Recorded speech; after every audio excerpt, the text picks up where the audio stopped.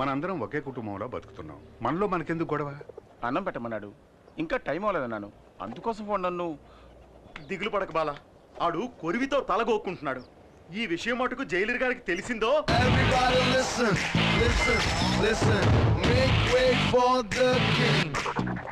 ఏంటి జైల్లో వైలెన్సా? Silence maintain చేయడానికి నేనే ఆర్డినరీ జైలర్ జిమ్ములింగాన్ని కాదు, టెర్రర్ తాతారావునే. ఈవేళ మాయాగాడిని కుళ్ళపుడు చేస్తాను. ఏంటి సెల్యూట్ కొట్టు? నేను వీడని కొట్టమానాను. ఉదయాన్నే కొట్టాను కదా సార్. నేను కూడా నిన్న రాత్రి కొట్టాను, ఇప్పుడు కొట్టరా? ఇలా చూడు, ఆ బాలగాన్ని కాస్త తగ్గమను, లేదా వాడిని ఇక్కడే కొట్టి సమాధి చేస్తా. సరేలే, ఎక్కడ టెన్షన్ అవ్వాలో అక్కడ అవ్వకుండా వదిలేస్తారు. ఇప్పుడు టెన్షన్ అయ్యి ఏం ప్రయోజనం? ఇలా చూడండి, ఆ బాలగాడి మీద నేను సివియర్ యాక్షన్ తీసుకుంటాను.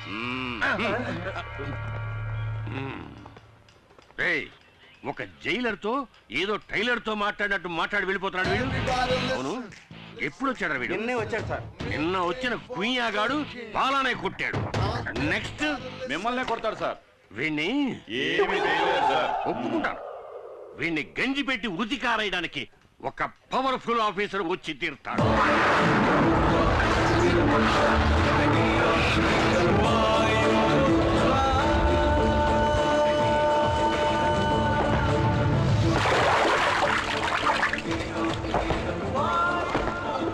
వాయుపుత్ర? ఎవడ్రా వాడు? వాయుపుత్ర!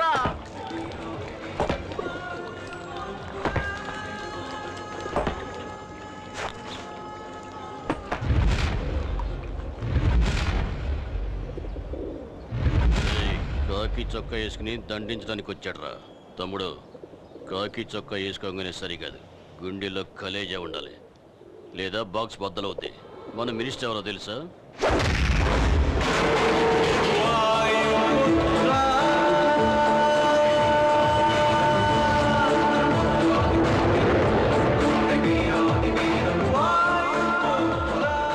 గుండెల్లో కలేజా మాత్రమే కాదురా, కండల్లో బలం కూడా ఉంది.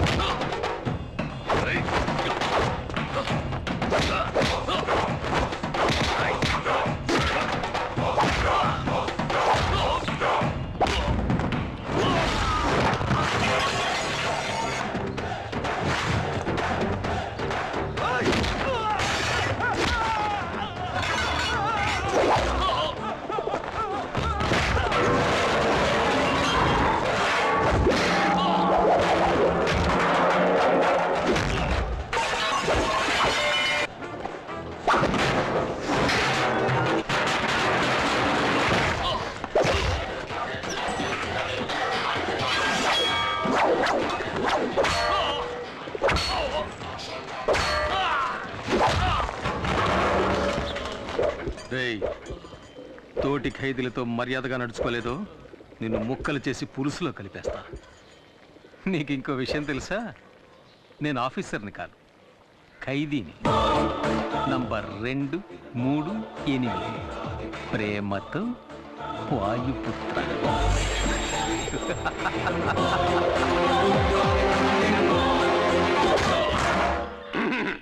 ఏమయ్యా, నీకెంత ధైర్యం ఉంటే కక్కుసులో కుక్కీకి వేలాడదీసిన గంజి పెట్టి ఉతికారేసిన నా కాకి చొక్కాని నువ్వేసుకెళ్తావు. పై అధికారి ఒక ఆయన వస్తారు, ఆయన నిన్ను ఉతికి ఆరేస్తారని చెప్పారు కదండి, అందుకే అలా చేశాను. ఇలా చూడు, తప్పు చేసిన వాడికి శిక్ష విధించాల్సిందే. అందుకే ఈ జైల్లో నువ్వు తప్ప వేరే మగాడే లేడు. థ్యాంక్స్. కనుక నువ్వు ఉతుకు, చక్కగా ఉతుకు, ఉతకమంటారండి? బాగా ఉతుకు. కానీ ఉతకడానికి ముందుగా నాతో చెప్పు, అప్పుడే నేను ఇంకో డ్రెస్తో రెడీగా ఉండగలుగుతాను. ఆ? పా. వస్తాను సార్. ఏంటి వీడు టెర్రర్ తాతారావుని టెర్రరైజ్ చేసిపోతున్నాడు? ఇవేమన్నా జనక్రీడలా జలసాగా చేస్తున్నారు? సార్, జైల్లో ఎంతమంది ఖైదీలున్నా మూర్తి మీద బాల మీద మీకు ప్రత్యేకమైన శ్రద్ధ. ఏకలవ్య, మిగతా వాళ్ళకి సాయం చేయడం కోసమే చిన్న చిన్న తప్పులు చేసి జైలుకు వచ్చాడు మూర్తి. కానీ బాలగాడు ఫైనాన్షియల్ కంపెనీలో పనిచేసేవాడు. కంపెనీ వాడు పబ్లిక్ ని మోసం చేయడానికి ముందే వీడే కంపెనీని మోసం చేసి చేతివాటం చూపించి జైలుకు వచ్చాడు. వీళ్ళ మైత్రిని నేను అభినందిస్తున్నాను రా ఏకలవ్య. అచ్చే ఏకలవ్య, బాలా మీద దెబ్బ పడిందని తెలియగానే మూర్తికి లేచింది కోపం. అలాంటి స్నేహం వాళ్ళది. ఏంట్రా నీ చెడ్డీకి అన్ని కిటికీలు ఉన్నాయి, మగాడు నీళ్ళు వేసుకుంటున్నారు రండి సార్. అమ్మా ఎలా ఉన్నావమ్మా? బానే ఉన్నా నాయనా. సతీష్కి ఇప్పుడు ఎలా ఉంది? డాక్టర్లు వెంటనే ఆపరేషన్ చేయాలన్నారు. 5 లక్షల రూపాయలు ఖర్చు అవుతుందట. నేను రిలీజ్ అవ్వడానికి ఇంకా 6 నెలలు గడువుంది. శిక్షని తగ్గించమని నేను అప్పీల్ కూడా చేసుకున్నాను. ఈ పరిస్థితుల్లో నేను ఇంత పెద్ద అమౌంట్ ఎలా ఏర్పాటు చేయగలమ్మా? కష్టమేరా కానీ ఆపరేషన్ చేసి తీరాలి, లేకపోతే మీ తమ్ముడికి ఏం కాదు, భయపడకు, దేవుడున్నాడు. బాలా, డల్గా ఉన్నావే? తమ్ముడికి ఆపరేషన్ 5 లక్షల రూపాయలు కావాలట. నేను బయట ఉంటే ఏదో విధంగా ఏర్పాటు చేసేవాడిని. ఇప్పుడు ఏం చేయాలో తెలియడం లేదు. దిగులు పడకు, అన్ని సమస్యలకి పరిష్కారం ఉంటుంది. రేపు స్వతంత్ర దినోత్సవం. ఖైదీలందరి పేర్లతో చీటీలు వేసి ఒక ఖైదీని రిలీజ్ చేస్తారు. నీకు ఛాన్స్ ఉంది. సార్, ఏమిటి? ఆ చీట్లు రాసేటప్పుడు నా పేరు కూడా అందులో కలిపి రాసేయండి సార్. అయ్యయ్యో, అడ్డమైన గాడిదల పేర్లు రాయడం కుదరదురా. ఒకటి శిక్షాకాలం పూర్తిగా వస్తూ ఉండాలి, రెండోది చక్కని నడత ఉండాలి. నేను కూడా బాగా నడుస్తాను. ఏది నడుచుద్దాం? అది నడక ఎదవా, ఎక్కడో కూపులేసిన వాడు నడిచేట్టు నడుస్తున్నావు. లుడుకు, నిన్ను ఇప్పుడు రిలీజ్ చేసినా ఇంటికెళ్ళి చేరడానికి 1 వారం రోజులు పడుతుంది. ముందు నీ వీలుకున్న బెండు తీద్దాం, తర్వాత రిలీజ్ గురించి ఆలోచిద్దాం.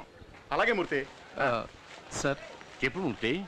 ఆ చీటీల్లో బాలా పేరు కూడా చేరిస్తే బాగుంటుంది. దోస్తీయా? చూద్దాం, వాడి పేరు కూడా పరిశీలించి చూద్దాం.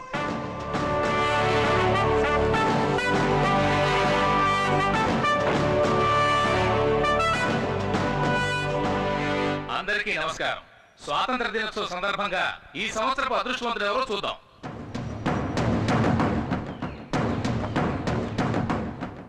రేయ్, భయపడకరా, ఖచ్చితంగా నీ పేరు వస్తుంది.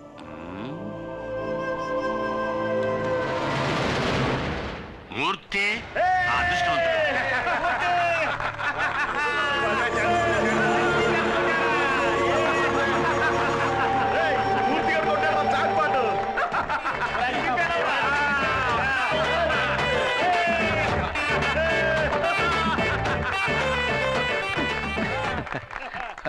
నాకు బదులుగా బాలాన్ని విడుదల చేస్తే బాగుంటుంది సార్. ఇలా చూడు, ఇక నుంచి ఇతనికి బదులుగా ఇతను యాక్ట్ చేస్తాడు అని చెప్పడానికి ఇదేమన్నా టీవీ సీరియలా? సీరియస్గా చెప్తున్నాను. ఇప్పుడు నువ్వు వెళ్ళకపోతే నీకు బదులుగా ఇంకొకరిని మేము పంపించాం. ఎలాగూ పైకెక్కేసావు, అలాగే మంత్రి గారి గురించి 4 మాటలు పొగుడుతూ మాట్లాడి దూరంగా వెళ్ళు. లేడీస్ అండ్ జెంటిల్మెన్, ఇక్కడ లేడీస్ ఎక్కడ ఉన్నారు? సరే జెంటిల్మెన్, జైలు ఈయనకేం కొత్త కాదు. ఎన్నోసార్లు ఎన్నో నీచమైన పనులు చేసి ఈయన ఇక్కడికి వచ్చారు. ఈసారి పర్మనెంట్ గా ఇక్కడికి వచ్చేస్తారు. అంత గొప్ప పెద్ద మనిషి. మూలశంకతో మొదలై దురద, గజ్జి, తామర వంటి ఎన్నో చండాలమైన వ్యాధులతో పాటు చక్కెర వ్యాధి కూడా ఉన్నప్పటికీ దాని గురించి ఏమాత్రం పట్టించుకోకుండా మన ఆహ్వానాన్ని మన్నించి ఇక్కడికి విచ్చేసిన మంత్రి గారికి నా కన్నీటి అంజలి. ఈయనకి పెద్దిల్లు, చిన్నిల్లు, బుల్లిల్లు అంటూ ఎన్నో ఇళ్ళు ఉన్నప్పటికీ ఈయన ఎక్కువ కాలం గడిపేది వైజాగ్, రాజమండ్రి, చెంచల్ కూడా జైళ్లలో. ఈయన త్వరగా మన జైలుకి వచ్చి చిప్పకూడు తిని సెంట్రీలతో తనులు తింటూ బక్క చిక్కి ముక్తి పొందాలని ఆ ముక్కంటిని వేడుకుంటున్నా. నేను ఈ వేదిక మీద ఇలాగే మాట్లాడాలని నన్ను రెచ్చగొట్టి నాకు అవకాశం కల్పించిన తాతారావు గారికి ఇక్కడ నేను కృతజ్ఞతలు తెలియజేసుకుంటాను. గొప్ప కృతజ్ఞతలు. ఇంకో మాట మాట్లాడేవో నా సీటు చివరిగా నా శవయాత్రే.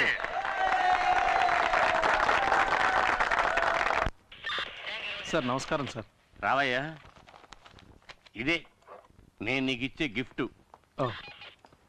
ఇదేమిటి సార్, వాచ్లో ఉంది కానీ ముళ్ళు కనపట్టలేదు? ఏదైనా తిరిగి చూస్తేనే కదా తెలిసేది. ప్రియమైన వాయుపుత్రకి థ్యాంక్ యూ సార్. పెట్టుకో. పట్టుకోమనలేదయ్యా, పెట్టుకోమన్నాను. Sorry sir. ఇలా చూడు మూర్తి, టైం చూపించే గడియారంలా దేవుడు నీకు మంచి టైం ఇచ్చాడయ్యా. నువ్వు నా పక్కనుంటే ఈయనకంత పడమే అనుకో. అయినా యాజ్ ఏ వెల్ విషర్ నువ్వు ఎక్కడున్నా చల్లగా ఉండాలి. నేను ఏదైనా తప్పు చేస్తుంటే క్షమించండి సార్, నా తాత లాంటి వాడు. సరే సార్, నేను వెళ్ళొస్తాను. అందరికీ చెప్పి వెళ్తాను సార్. వెళ్ళరా. బయటికి వెళ్ళి చల్లగా ఉండు బాబు. మీరు కూడా బాగుండాలి. వెళ్ళొస్తాను. వస్తాను రా. మమ్మల్ని మర్చిపోగా. గుర్తు పెట్టుకోవాలా? పెట్టుకుంటే పోయే. అర్థమైందిలే, నువ్వు బయటికి రాలేకపోతున్నానని బాధే కదా. ఇలా చూడు, నీకోసం నేను ఏమైనా చేస్తాను రా. ఇక్కడి నుంచి నేను తినగా ఎక్కడికి వెళ్తానో తెలుసా? నీ తమ్ముడిని చూడడానికి. నువ్వు నీ తమ్ముడికి ఏం చేస్తావో అవన్నీ నేను చేస్తాను. నీ మీద ఉంటు.